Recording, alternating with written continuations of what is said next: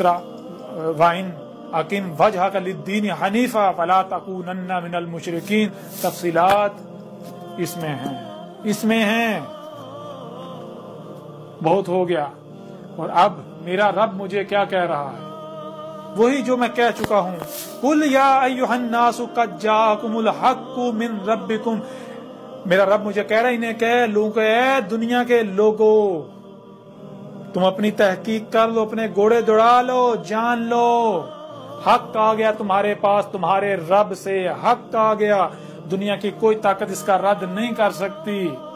فَمَنِ اهْتَدَىٰ فَإِنَّمَا يَهْتَدِي لِنَفْسِهِ، پس اس میں کچھ شک نہیں، جو ہدایت پاتا ہے، اس حق کو پکڑتا ہے، اس کے پیچھے چلتا ہے، ہدایت اخذ کرتا ہے، ہدایت پاتا ہے، تو اس کے اپنے لیے ہے،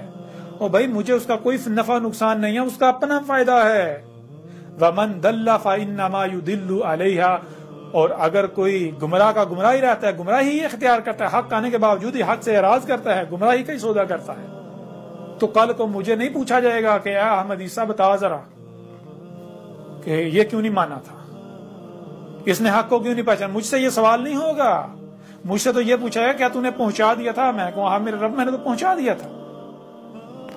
سامنے سے پوچھا ہے کیا تیرے پاس یہ حق آیا تھا، تو وہ انکار نہیں کر سکتا، کم از کم اتنا ضرور کہے گا ہاں میں نے یہ سنا تھا کہ ایک شخص رسول ہونے کا دعوے دار ہے، لوگ اسے کذاب کہہ رہے تھے، شور مچا ہوا تھا۔ تو اللہ کہے گا جب تو نے سن لیا تھا تو کیا تو نے تحقیق کی، یعنی جب تو نے سنا تھا تو کیا تجھے صرف سننے کی صلاحیت دی، یا پھر جو سنائی دیتا ہے، جو دکھائی دیتا ہے، اسے سمجھنے کی صلاحیت دی، تو کیا اس صلاحیت کا استعمال کیا تھا؟ جب وہ کہے گا نہیں، تو اللہ کہے گا کیا میں نے بغیر مقصد تجھے یہ صلاحیت دی تھی سمجھنے کی، اگر اس کا استعمال نہیں کرنا تھا؟ اب بوت عذاب، اب یہاں کوئی تیری نصرت نہیں کرے گا، کوئی تیری مدد نہیں کرے گا۔ آج اگر آپ لوگ اندھوں کی طرح ان کے پیچھے چلتے ہیں، اکثریت کے پیچھے، جان لو عذاب کا سودا کر چکے تم، نہ مانو۔ وَمَا أَنَا عَلَيْكُمْ بِوَكِيلٍ، میں تمہیں منوانے کے لیے نہیں بھیجا گیا،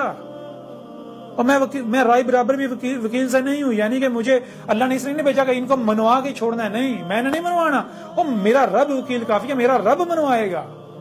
میرے ذمہ ہے کھول کر پہنچا دینا جو کہ میں پہنچا چکا۔ اور اب میرا جو رب مجھے کہہ رہا ہے وہ کیا کہہ رہا ہے، میرا رب کہہ رہا ہے وَاتَّبِعْ مَا يُوحَىٰ إِلَيْكَ وَاصْبِرْ حَتَّىٰ يُحْكِمَ اللَّهُ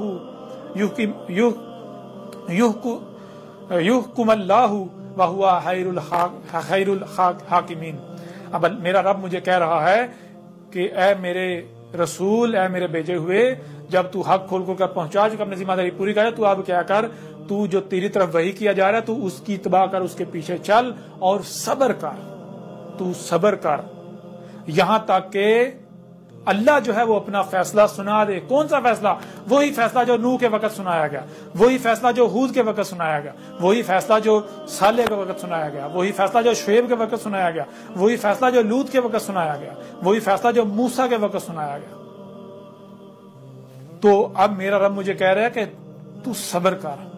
یہاں تک کہ تیرا رب فیصلہ سنا دے۔ اور یہ اپنا فیصلہ سنا رہے ہیں نا، یہ فیصلہ کیا سنا رہے ہیں؟ یہ فیصلہ سنا رہے ہیں کہ اس کو ہم قتل کر دیں گے، اب یہ گیا، اب بس اس کی گردن اترنے کا انتظار کرو، اب اس کے ساتھ یہ ہو جائے گا، اب اس کے ساتھ وہ ہو جائے گا۔ تو اللہ کہے گا وَهُوَ خَيْرُ الْحَاكِمِينَ، اور ہوا جو ہے، ہوا یہ جو وجود اللہ جو ہے وہ یہ خیر ہے، جتنے بھی فیصلہ کرنے والے ہیں وہ جتنے چاہے شر پہنچائیں، نقصان پہنچانے والے فیصلے کر لیں،